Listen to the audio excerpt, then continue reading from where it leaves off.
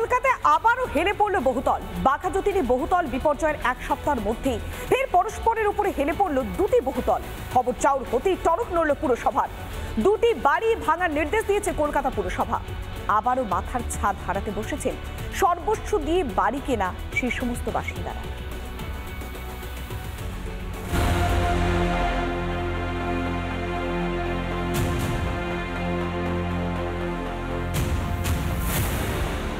বাঘাযতীনে হেলে পড়া বাড়ি সোজা করতে গিয়েই বেঁধেছিল বিপত্তি। হুড়মুড়িয়ে বহুতল ভেঙে নিমেষে সর্বশান্ত হয়েছিলেন বাসিন্দারা। সেই ঘটনার এক সপ্তাহ কাটতে না কাটতেই পরস্পরের ওপর হেলে পড়ল দুটি বহুতল। এবারের ঘটনাস্থল ট্যাংরার ক্রিস্টোফার রোড। ভয় লাগবে রীতিমতো। বাংলার মানুষ আজকে আরো একটা এরকম হেলে পড়া বাড়ির ছবি দেখবে। এটা এই মুহূর্তে ট্যাংরায় রয়েছে। সেই ক্রিস্টোফার রোডে দুটো বাড়ির মধ্যে যে গ্যাপ, তা দেখলে এই মুহূর্তে শিউরে ওঠার মতন ছবি। এমনিতেই দুটি বহুতলের মধ্যে দূরত্ব খুবই কম, তার উপর সাদা নির্মীয়মান বহুতলটি সবুজ বাড়িটির ওপর হেলে পড়ায় সেটুকু ব্যবধানও আর অবশিষ্ট নেই। দেখে মনে হচ্ছে যেন প্রেমিক প্রেমিকা একে অপরের কাঁধে মাথা রেখে দাঁড়িয়ে রয়েছে। ছাদের মধ্যে নাকি আমরা একে অপরের সঙ্গে কথা বলতে পারি, হাত ধরতে পারি কি? আমরা হাত ধরছি, আমরা এই মুহূর্তে হাত ধরছি। আমি যেখানে দাঁড়িয়ে রয়েছি সেটি সাদা বাড়ি, নির্মীয়মান বাড়ি। ঐন্দ্রিলা আমার সহকর্মী যেখানে দাঁড়িয়ে রয়েছে সেটি সবুজ বাড়ি। ট্যাংরার 58 নম্বর ওয়ার্ডের কাউন্সিলর সন্দীপন সাহার কি বক্তব্য শুনুন। এই বাড়িটা হেলে পড়েছে, স্থানীয় সূত্র থেকে খবর আমি প্রথম পাই। পাওয়ার সাথে সাথে আমি বিল্ডিং ডিপার্টমেন্টকে জানাই। বিল্ডিং ডিপার্টমেন্ট ইন্সপেকশন করে গেছে, যা ব্যবস্থা নেওয়া সেই ব্যবস্থা নেওয়া হবে। ট্যাংরায় নির্মীয়মান বহুতলটি পাশের যে বহুতলে ভেঙে পড়েছে তাদেরও গ্রাস করেছে বাঘাযতীনের বিভীষিকা। কারণ খবর চাউর হতেই দুটি বাড়ি ভেঙে ফেলার নির্দেশ দিয়েছে কলকাতা পুরসভা।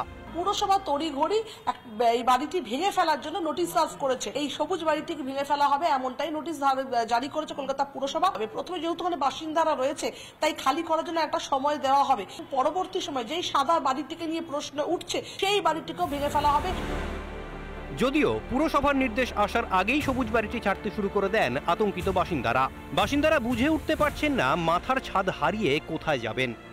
এদিকে প্রমোটার ড্যানিয়েল লি এখনো বেপাত্তা। হয়তো থাকে, কিন্তু কি করব বলুন, কোথায় যাব এখন? ফট করে বললে তো চলে যাওয়া যায় না। তো ল্যান্ডলর্ড ঠিক করলাম যে দিয়ে দেই বাড়ি, আর পাচ্ছি না, নিজেদের করারও ক্ষমতা নেই। এই তো দিয়ে দেখুন কোথায়।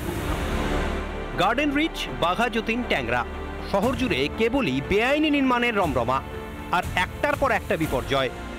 নিজ গৃহেই নিরাপদ নন কলকাতার বাসিন্দারা। পরের বিপর্যয়টা আপনার সঙ্গেই ঘটবে না তো? রিপাবলিক বাংলা।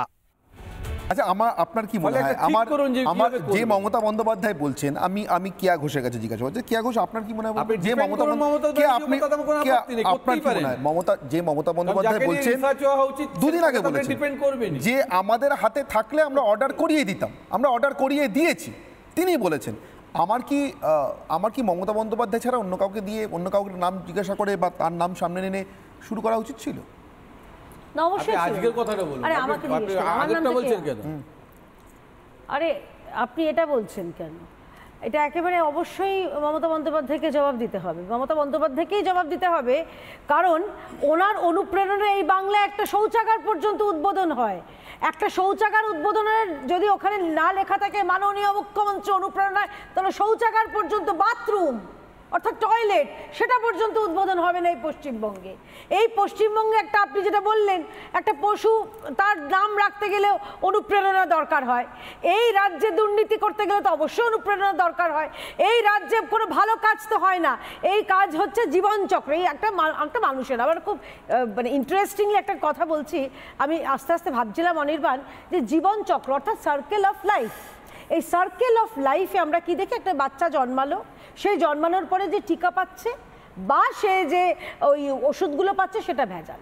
সে বড় হচ্ছে, মিড ডে মিল, সেখানে চালে কাকড়, না হলে চালে পোকা। তার যে শিক্ষা, স্কুলে হয় স্কুল বন্ধ, না হলে শিক্ষক নেই, না হলে ভুয়ো শিক্ষক। তারপরে সে কি যাচ্ছে, যখন যৌবন প্রাপ্ত হচ্ছে, তার চাকরি নেই, তার স্থান হচ্ছে রাস্তায়।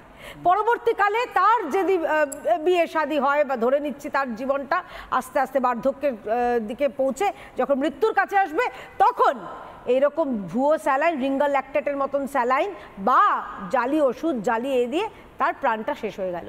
এবং তারপরেও মৃত্যুর পরেও কিন্তু তার শান্তি নেই। মৃত্যুর পরেও কিন্তু তার যে ওই বলেছে পথশ্রী না সাথীশ্রী কি একটা করেছে প্রকল্প, কি বিশ্রী না কুশ্রী প্রকল্প, সেই প্রকল্পে তো কাটমানি চাওয়া হয়। অর্থাৎ একটা মানুষের জন্মের পরে তার মৃত্যু পর্যন্ত তার শান্তি নেই, মরে গিয়েও শান্তি নেই। এবং সত্যি কথা চন্দনা যেটা বললেন, তাকে বলা যায় না মৃত্যু 3 বছর মতো তাকে ভোট দিতে আসতে হতে পারে পশ্চিমবঙ্গে। আচ্ছা, আর একটা জিনিস, আমরা দেখো আমরা দেশের বিদেশে ছবি দেখে আনন্দ করি। একটা দেখেছি পিসার টাওয়ার, এখন দেখছি পিসির টাওয়ার, যে সব দুটোই হেলে পড়েছে। কিন্তু পিসির টাওয়ারটা যে হেলে পড়েছে সেখানে কিন্তু কোনো স্থাপত্য শিল্প না অনুপ্রেরণা দেয়। কেন বলছি, দেখুন মেটিয়াপুরুজের কথা বলছি, বিল্ডিং ভেঙে গেল, সে হেলে টেলে ধার কাছ দিয়ে গেল না, সে স্ট্রেট ভেঙে পড়ে গেল। সেখানে কি বলেছিলেন আমাদের মাননীয় আমাদের কলকাতা শহরের মহানাগরিক মেয়র সাহেব ফিরহাদ হাকিম, তিনি বলেছিলেন যে প্রমোটারের দায়, কাউন্সিলরের কোনো দোষ নেই এখানে। কেন এই বেআইনি নির্মাণ হচ্ছে, কোনো কাউন্সিলরকে দোষ দেবেন না। পরবর্তীকালে কামারহাটি এক জিনিস, বাঘাযতীন এক জিনিস, ট্যাংরা এক জিনিস। অর্থাৎ মানুষের প্রাণ নিয়ে ছিনিমিনি খেলতে তৃণমূল কংগ্রেস ভালোবাসে। মানুষ হচ্ছে শুধুমাত্র ভোট ব্যাংক অনির্বাণ, আর কিচ্ছু না। ভোট দিন, মরে যান, বেঁচে যান, কোনো অসুবিধা নেই, ভোটটা দিতে হবে। মৃত্যুর আগেও পর্যন্ত ভোট দিতে হবে, মৃত্যুর পরেও ভোট দিতে হবে। মৃত রাজ্যে ভোট দিতে আসবে। নানা ধরনের কন্টেন্ট দেখার জন্য লাইক করুন, শেয়ার করুন আমাদের ফেসবুক পেজ, সাবস্ক্রাইব করুন আমাদের ইউটিউব চ্যানেল। পাশাপাশি অন্যান্য ব্রেকিং নিউজের জন্য অবশ্যই চোখ রাখুন রিপাবলিক বাংলায়।